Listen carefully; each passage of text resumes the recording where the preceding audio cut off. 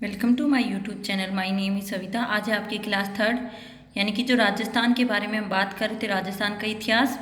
उसमें राजस्थान के नामकरण पे बात हो गई थी हमारी पिछली क्लास फर्स्ट और क्लास सेकंड में। आज हम बात करेंगे राजस्थान की स्थिति।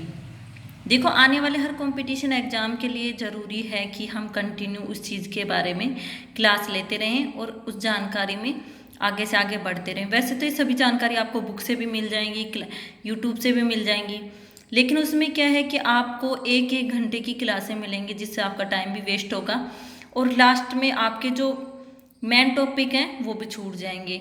इस वीडियो में क्या है कि इसमें शॉर्ट रूप से आपको बताया गया है और जो आपके लिए जो इम्पोर्टेंट चीज़ें हैं जो एग्ज़ाम में आने वाली हैं, उन्हीं चीज़ों पे फोकस किया गया है। तो आप अपनी तैयारी के लिए मेरे साथ बने रहें। चलो आगे पढ़ते हैं। राजस्थान की स्थिति।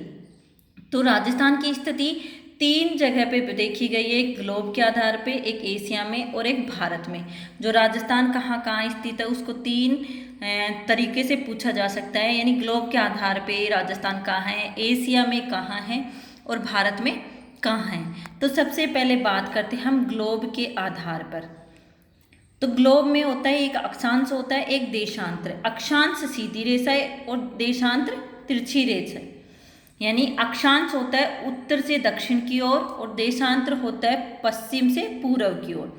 तो अक्षांश ये आपका अक्षांश है और इस तरीके से हम इसको डायग्राम के अकॉर्डिंग शो करेंगे।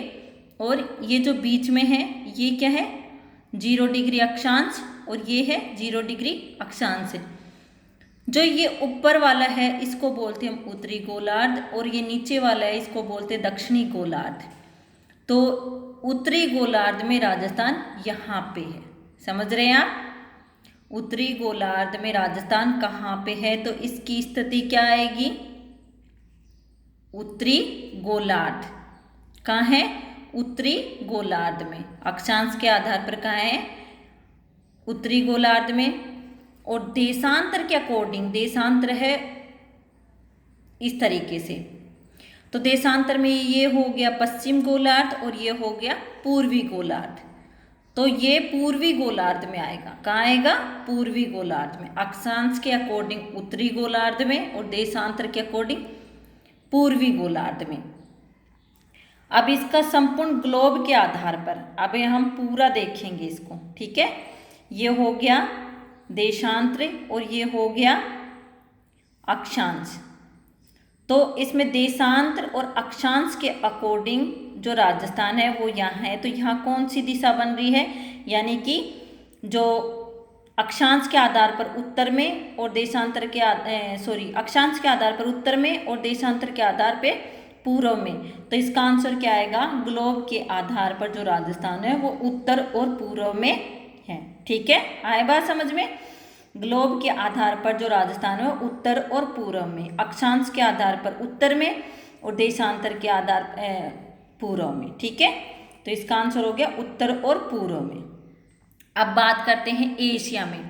तो एशिया में है दक्षिण और पश्चिम में, ठीक है। कहाँ पे, दक्षिण और पश्चिम में। और भारत में कहाँ पे, उत्तर और पश्चिम में।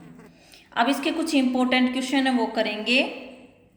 राजस्थान की स्थिति के संदर्भ में असंगत है, यानी कि राजस्थान की स्थिति में के संदर्भ में असंगत है। इसमें से असंगत कौन सा है, ए है वायल्स कोण, बी है ईशान कोण, सी है नैर्ऋत्य कोण और डी है आग्नेय कोण। तो हम डायग्राम के अकॉर्डिंग देखेंगे। यह हमारा डायग्राम है, ये हमारी पश्चिम, ये पूर्व, ये उत्तर और दक्षिण। तो भारत के अकॉर्डिंग पूछ रहे हैं, भारत में राजस्थान की स्थिति। तो वायलेस कोण, ईशान कोण, नैर्ऋत्य कोण और आग्नेय कोण। तो देखो भारत की स्थिति के अनुसार ये हो गया वायलेस कोण में और ईशान कोण में हो गया ग्लोब में और एशिया हो गई नैर्ऋत्य कोण में, ठीक है।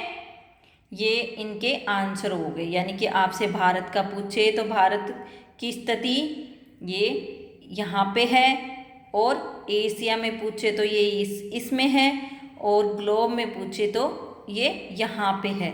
तो इसमें असंगत कौन हो गया, यानी कि आग्नेय कोण, ठीक है। यानी कि इन तीनों दिशाओं में, इसमें वायरलेस कोण में भारत के संदर्भ में पूछा जाएगा, और ग्लोब में पूछा जाए तो ग्लोब की स्थिति में पूछा जाए तो ईशान कोण में राजस्थान है, और भारत में पूछा जाए तो राजस्थान वायरलेस कोण में है, और एशिया में राजस्थान की स्थिति पूछा जाए तो नृतज्ञ कोण में है, आग्नेय कोण में नहीं है। तो ये थी हमारे राजस्थान की स्थिति। Thank you, have a nice day. इस वीडियो को ज़्यादा से ज़्यादा लाइक एंड शेयर करें।